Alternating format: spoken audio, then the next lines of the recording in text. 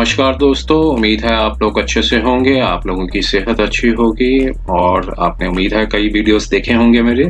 अगर वीडियोस आपको पसंद आ रहे हैं तो कृपया उन्हें लाइक करते रहिए और चैनल को सब्सक्राइब ज़रूर कर दीजिए ताकि समय-समय पर आपके समक्ष बेहतरीन वीडियोस समक्ष आपके आते रहें। दोस्तों, एक क्वेश्चन बड़ा उठाया जाता है कि डोमेस्टिक वायलेंस का केस है और इसमें नोटिस इशू हुआ है और हमें कंपल्सरी है आना। देखिए, डोमेस्टिक वायलेंस का केस भी वहीं लगाया जाएगा जनरली जहाँ लेडी रिसाइड करती हैं, जो मैरिड वुमन रिसाइड करती हैं। और 125 सीआरपीसी के केस के साथ 498 का केस भी अगर लगा हुआ है तो तकरीबन लगभग 100% ना सही लेकिन तकरीबन मेजॉरिटी ऑफ केसेस में डोमेस्टिक वायलेंस का केस भी लगाया जाता है ताकि और प्रेशर बिल्डअप कर सके। और इसमें रिलीफ जो है वो सिविल रेमेडीज के अंदर आती हैं वैसे रिलीफ्स, और कई रिलीफ्स होती हैं जैसे monetary relief, custody relief, protection order. इस तरह की रिलीफ्स जो हैं वो सिविल इन नेचर के अंदर होती हैं और जनरली ये केस लगाया जाता है जहां वो मैरिड वुमन रिसाइड करती हैं अपने पेरेंट्स के घर में या फिर जहाँ कहीं काम कर रही हैं और कई बार वहाँ पर भी लगा देती हैं। और अगर जब नोटिस आता है डोमेस्टिक वायलेंस का तो परिवार में जितने भी लोग हैं उन सबके नाम डाल दिए जाते हैं। अब क्वेश्चन ये उठता है, कहते हैं कि अब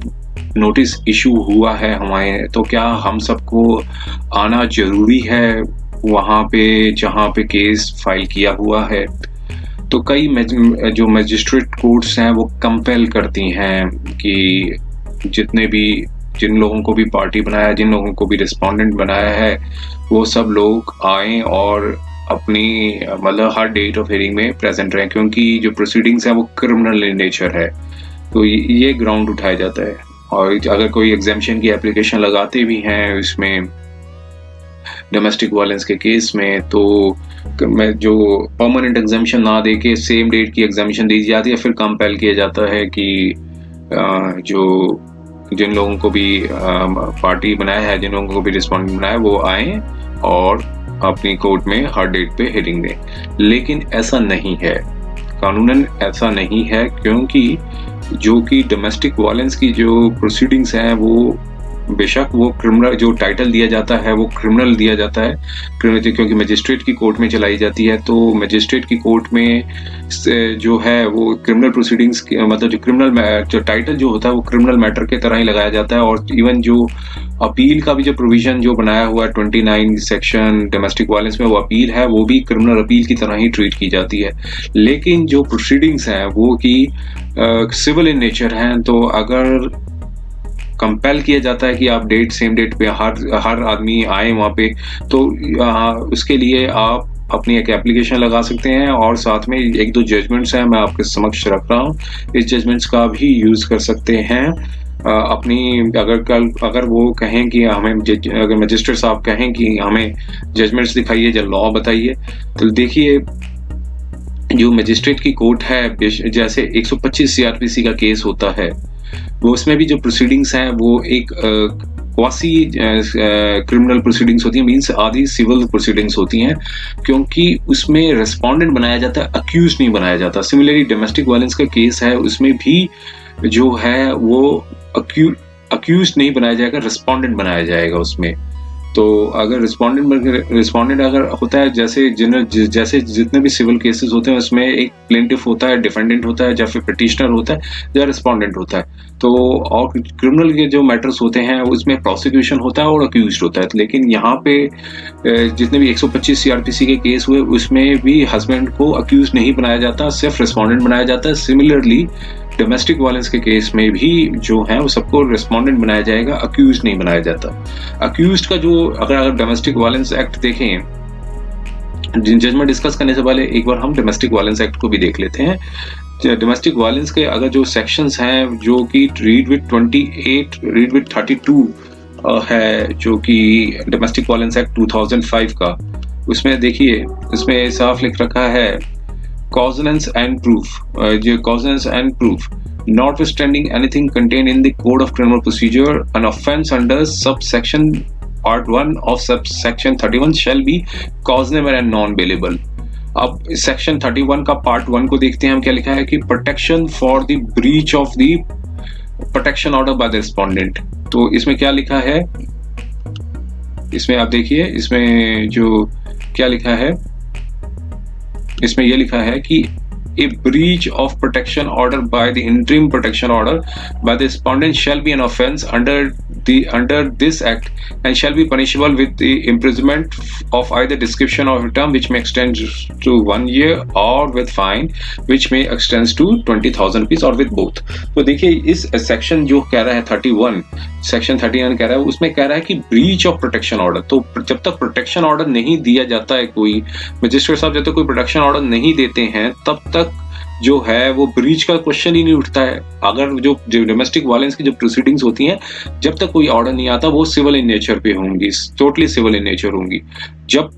कोई प्रोटेक्शन ऑर्डर आ जाए, उसका कोई ब्रीच हो जाए, तब वहां से जो सिविल प्रोसीडिंग्स है वो क्रिमिनल में कन्वर्ट होंगी। तो यहाँ पर ये लिखा प्रोटेक्शन ऑफिसर्स, ये लिखा है, तो ठीक है। तो ये सिर्फ प्रोटेक्शन के ऑर्डर जब तक नहीं अवेलेबल होता है तब तक जो प्रोसीडिंग्स हैं वो सारी की सारी जो हैं वो एक सिविल इन नेचर है। अब जो कि अब सारी प्रोसीडिंग्स जो हैं वो सिविल इन नेचर है, जो कि सारी प्रोसीडिंग्स जो है वो सिविल इन नेचर है। तो अक्यूज्ड रिस्पोंडेंट को अक्यूज नहीं कहा जा सकता, और जो इनको जो नोटिस जो सर्व होता है वो एक कोई समन की तरह नहीं इशू होता है, वो एक नोटिस की तरह होता है। डोमेस्टिक वायलेंस के जो रूल्स बने हुए हैं 15 रूल नंबर 15 सब पार्ट 6 के अंदर अकॉर्डिंगली जो नोटिस दिया जाता है वो उसके अकॉर्डिंगली नोटिस सर्व होगा। अब देखिए यहाँ पे लिखा है form of summon, code of criminal procedure देखिए, इसमें कहा गया प्रोसेस टू कंपेल अपीयरेंस। तो ये section 61 code of criminal procedure के अंदर गया है कि form of summon, every summon issued by this court under this code shall be in writing in duplicate signed by the presiding officer और such officer as the high court may from time to time by rule direct and shall bear the seal of the court. तो जब तक section 61 के अंदर कोई समन issue नहीं होगा तब तक जो है वो जो कि नोटिस है, जो डोमेस्टिक वायलेंस का जो केस है वो एक नोटिस दिया जाता है, ना कि समन इशू किया जाता है। अगर समन इशू होता है तब फिर प्रोसीडिंग्स जो है वो क्रिमिनल इन नेचर होंगी। लेकिन अब जो है कि चूंकि जो क्रिमिनल प्रोसीडिंग्स है ही नहीं है, वो सिविल प्रोसीडिंग्स है, तो फिर ऐसे क्वेश्चन, ऐसे में जो पर्सनल एग्जामिशन है वो आदमी का राइट है लेने का, खुद आए या फिर अथोराइज्ड एजेंट या फिर एडवोकेट के थ्रू अपनी पर्सनल मतलब जो भी अपनी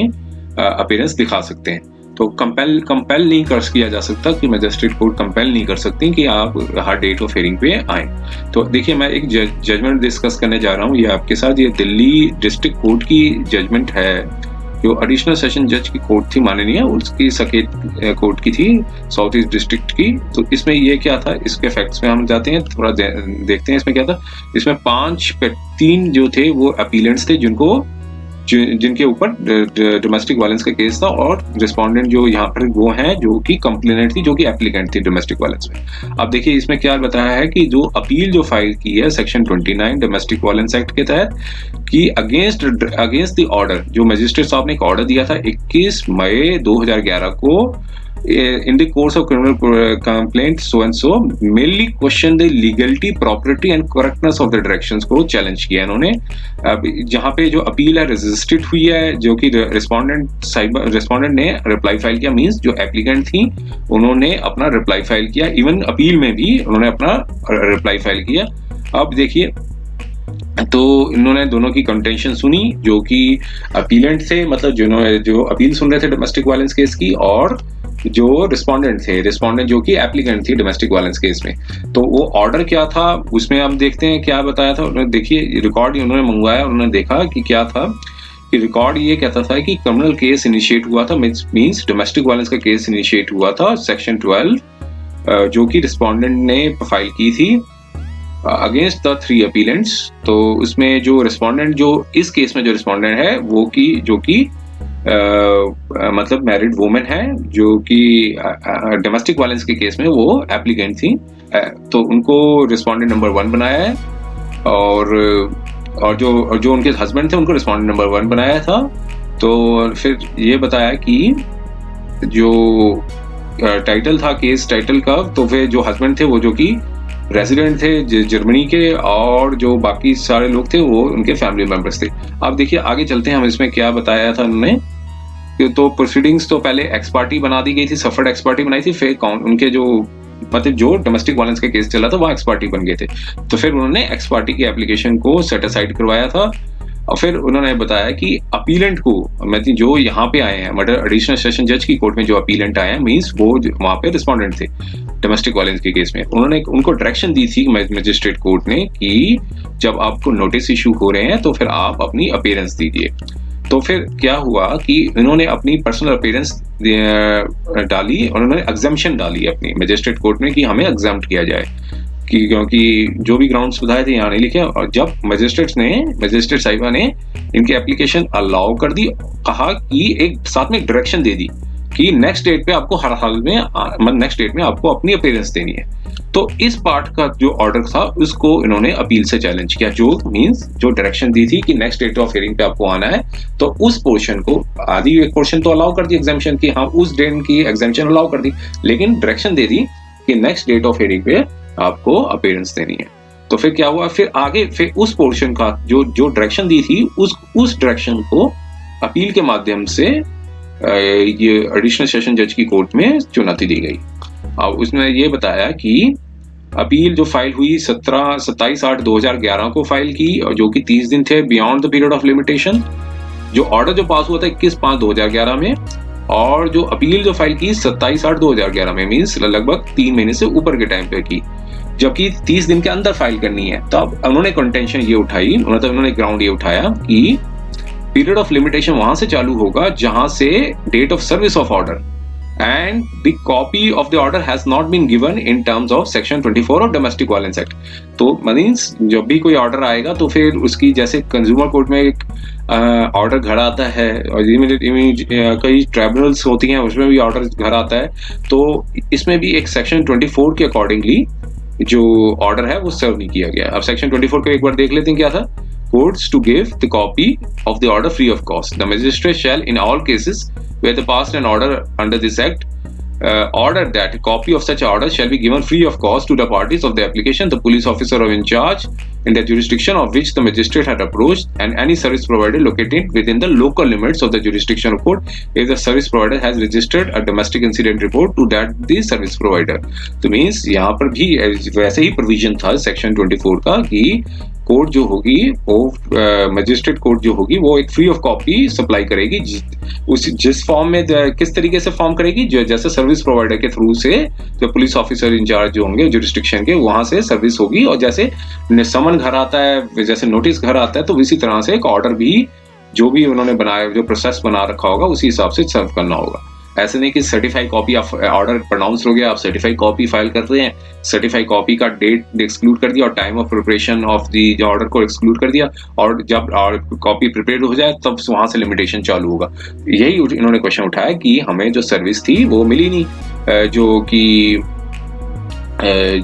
जैसे सेक्शन 24 की जो प्रोविजंस हैं कि डोमेस्टिक वायलेंस के तहत वो आपको देना है, सेक्शन 24 ऑफ डोमेस्टिक वायलेंस के तहत आपको देना है। तो इस हिसाब से जो कि मतलब जो है कि कंडोन का जो, चूंकि ऑर्डर सर्व नहीं हुआ था सेक्शन 24 और डोमेस्टिक वायलेंस एक्ट के तहत, इसलिए जो पीरियड था उसको कंडोन कर दिया जाए। ऑरल स्टेटमेंट दी और ऑरल आर्गुमेंट, ऑरल सबमिशन दी। तो अब कोर्ट ने कहा कि हम यहाँ पे agree while not agreeing with the technical interpretation of section 24 of act in the presence of counsel, तो given the nature of controversy and stageability, delay is condoned on oral prayer। तो उन्होंने condone कर दी, सिर्फ ऑरल means कोई application भी नहीं file की थी, सिर्फ ऑरल प्रेयर की थी, उसी को रिकॉर्ड करके कंडोन कर दिया। अब जो मेन इशू था जो अपील फाइल करने, उस पर आप आइए, क्या लिखा उन्होंने। जो बेसिक कंटेंशन रखी थी डोमेस्टिक वायलेंस एक्ट में कि रिस्पोंडेंट को अक्यूज नहीं कहा जा सकता क्रिमिनल ट्रायल में, क्योंकि अभी स्टेज नहीं आई है, क्योंकि ब्रीच ऑफ ऑर्डर कुछ निकला ही नहीं है, हुआ ही नहीं है, जो पास ही नहीं किया कोई, क्योंकि मजिस्ट्रेट साहिबा ने कि कोई प्रोटेक्शन ऑर्डर तो दिया ही नहीं है अभी। तो चूंकि प्रोटेक्शन ऑर्डर ही नहीं दिया तो फिर ब्रीच ऑफ ऑर्डर का सवाल ही नहीं उठता है। तो ये चीज उठाई उन्होंने, तो कोई अभी डायरेक्शन नहीं दिया अपीलेंट को, और फिर ये कहा कि मजिस्ट्रेट को अभी could not issued any directions to appellant to appear in person, चूंकि कोई अभी ऑर्डर नहीं दिया है, कोई ब्रीचनेस नहीं हुई है, तो फिर वो अभी मजिस्ट्रेट साहिब की कोई ऐसी डायरेक्शन नहीं देनी चाहिए कि आप आइए और अपील मतलब अपीयर हुए पर्सन में। तो अब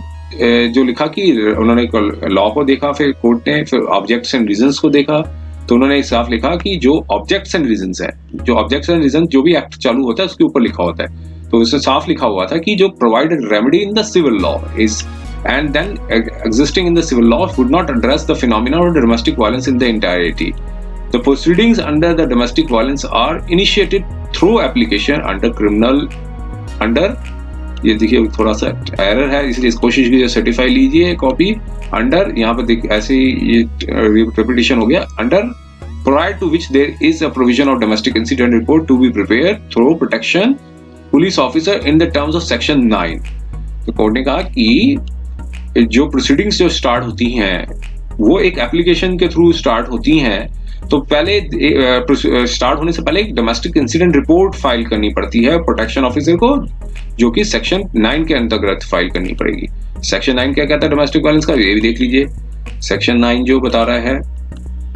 duties and functions of the protection officer, तो ये सब ये पूरा का पूरा डिटेल प्रोविजन जो बताया ये सारा का सारा उन्होंने एक वो बताना है कि डोमेस्टिक इंसिडेंट रिपोर्ट है वो देनी है आपको। तो ये सारा प्रोविजन है section 9 of domestic violence act का, जो duties and functions of the protection officer है। और साथ लिखा है rules framed under domestic violence act provide for the format of the domestic incident report. Domestic incident report होती है एक फॉर्म की तरह वो देने पड़ेंगे जो क्लेरिफाई करता है, ये पुलिस ऑफिसर को असिस्ट करता है डोमेस्टिक इंसिडेंट में आइदर इनिशिएट क्रिमिनल एक्शन और of the offence committed under criminal law having found committed, or in case the agreed government is not willing to initiate criminal proceedings, so जो कि और for her to pursue the civil remedies। तो ये चीज बात बताई उन्होंने कि रिफॉर्म बना होता है उसमें एक प्रोसीडिंग्स होती हैं, या तो वुमेन क्रिमिनल प्रोसीडिंग्स नहीं करना चाहती हैं और या फिर सिविल एक्शन लेना चाहती हैं तो फिर सिविल एक्शन लिया जाएगा। तो यहाँ पर बताया कि पिटीशन जो फाइल हुई होती है डोमेस्टिक वायलेंस में, तो मजिस्ट्रेट को नोटिस इशू करते हैं जो कि section 13 of domestic violence act है, और लिखा कि the form of notice for the appearance under section 13 of domestic violence is prescribed to the form 7 in the rules under domestic violence act. तो देखिए डोमेस्टिक वायलेंस एक्ट जो बना है उसमें साथ में रूल्स भी बने हुए हैं, उसमें पूरा बता रखे है कि फॉर्म्स किस तरीके के हैं, रूल्स किस तरह के बनाए हुए हैं, सारे पूरे इसमें डिस्क्रिप्शन बनाई है। ये आपको कोई एक बेयर एक्ट लेना पड़ेगा, उसमें डोमेस्टिक वायलेंस रूल्स भी साथ ऐड होंगे, क्योंकि डोमेस्टिक वायलेंस एक्ट के साथ कहीं अगर आप देखेंगे तो लेजिस्लेशन बना हुआ है और लेजिस्लेशन के साथ जो है रूल्स नहीं बनाए हुए नहीं अवेलेबल होंगे। अगर आप कोई बेयर एक्ट लेंगे तो उसमें डोमेस्टिक वायलेंस रूल्स भी साथ आपको अवेलेबल मिलेंगे। तो क्योंकि जो भी रूल्स इसलिए बनाए जाते हैं ताकि एक्ट जो है वो इजिली इम्प्लीमेंट किया जा सके। तो एक्ट तो चेंज नहीं किया जा सकता, लेकिन जो रूल्स हैं रूल्स सुविधा के लिए हर स्टेट गवर्नमेंट जो है वो अपने बनाती है। तो इसलिए आप एक दफा डोमेस्टिक वायलेंस के रूल्स भी देख लीजिए ताकि आपको पता चल जाएगा फॉर्म 7 कैसे होता है डोमेस्टिक वायलेंस एक्ट का। अब उसमें ये बताया कि फॉर्म के अंदर साफ साफ लिखा हुआ है कि respondent is required to appear either personally or through a duly authorised counsel. तो साथ में ये भी लिखा कि एडमिनिस्टर किया है कि अगर नहीं आएंगे तो एक्स पार्टी दे दिया जाएगा अगेंस्ट द नोटिस। तो साथ अब क्लियर कोर्ट ने कहा कि इसमें कोई डाउट नहीं रह गया है कि जो प्रोविजंस है कोड ऑफ क्रिमिनल प्रोसीजर के इन terms of section 28 of domestic violence act बेशक है प्रोविजन, बट ये भी साथ में ध्यान में रखना है कि रेमेडीज जो हैं डोमेस्टिक वायलेंस एक्ट की include an order for the payment of interim maintenance from this perspective. The remedies available under domestic include an order for the payment. For this perspective, the proceedings are akin to those section 125 of the Code of Criminal Procedure. Even the proceedings of section 125 Code of Procedure, the respondent's husband is not treated to be an accused. देखिए वही चीज उन्होंने बताई, कहा कि जो भी proceedings हैं बेशक वो criminal code of criminal procedure के साथ चलती हैं जो प्रोसीडिंग्स हैं, लेकिन जो रिलीफ जो ली जाती है वो बिल्कुल वैसी ही होती हैं जैसे सेक्शन 125 की तरह होती है। सेक्शन 125 में हस्बैंड को अक्यूज नहीं कहा जाता है, सिर्फ रेस्पोंडेंट कहा जाता है। अगर हस्बैंड फादर है, अगर नहीं आना चाहते हैं कोर्ट में 125 के केस में, तो फिर उसे एक्स पार्टी ट्रीट कर दिया जाता है, और फिर वहां एक एक्स पार्टी को भी सेट असाइड करने का भी प्रोविजन है। क्रिमिनल केसेस में एक्स पार्टी ऑर्डर नहीं होता है, उसमें मैंने पहले भी कई बार बता चुका हूं, इसमें सिर्फ नॉन बेलेबल वारंट इशू होता है या बेलेबल वारंट इशू होता है। उसको सेट असाइड कराया जाता है। लेकिन सिविल प्रोसीडिंग्स में एक्स पार्टी ऑर्डर होता है, एक्स पार्टी को सेट असाइड कराया के अभी प्रोविजन होता है अगर कोई पार्टी अपना गुड कॉज शो कर दे, कि जैसे कोई बीमार हो गए या डेट रॉन्गली है पता चल गई जब पता नहीं चली, या फिर कोई लॉकडाउन ही हो गया या तो बंद हो गया, ट्रैवलिंग ट्रांसपोर्टेशन पूरी तरह बंद हो गई, तो कोई भी गुड कॉज बता दें तो कोर्ट जो है उसकी बात को कंसिडर कर लेती है और एक्स पार्टी ट्रीट कर लेती है। तो अब यहाँ पे क्या बताया कि from us angles it is evidently clear that the proceedings of Domestic Violence Act before the London Magistrate Court are in the realm of the civil law. The respondent और जो भी हैं are not the accused person under the criminal code. They are not summoned through the process under section 61 of CRPC. देखिए यहाँ पर यही बात बताई कि जो उनको समन जो दिया गया वो 61 CRPC के तहत नहीं दिया गया, बल्कि एक नोटिस दिया गया, और नोटिस और समन में बहुत फर्क होता है। और जो नोटिस कंपेल नहीं कर सकता कि आप अपेयर हुए हैं। जितने भी सिविल लॉ हैं, अगर आप जितने भी सिविल मैटर्स होते हैं उसमें भी कोड ऑफ क्रिमिनल प्रोसीजर जहां एप्लीकेबल होता है वहां पर भी एक नोटिस दिया जाता है, और साथ में समन भी बेशक दिया जाता है, लेकिन साथ में ये लिखा जाता है कि आप उस डेट पे आइए या फिर अपने काउंसिल को भेजिए, जो भी ड्यूली इंस्ट्रक्टेड काउंसिल को भेजिए। अगर नहीं आएंगे तो फिर एक्स पार्टी समय ट्रीट किया जाएगा और प्रोसीडिंग्स आपकी एब्सेंस में सुनी जाएगी। तो ये चीज इन्होंने भी यहाँ पर बात बताई। अब ये बताया फिर कि अगर कोई ऑर्डर पास होता है मजिस्ट्रेट कोर्ट का, वो अगर मिसचीफ है with in the section 31 of domestic violence act which as per section 32 is cautionable and non-bailable. The procedure for the trial of the offence under section 31 is to be taken before the same magistrate who passed the order breach of which he has been alleged. It is only at the stage the nature of the proceedings turned from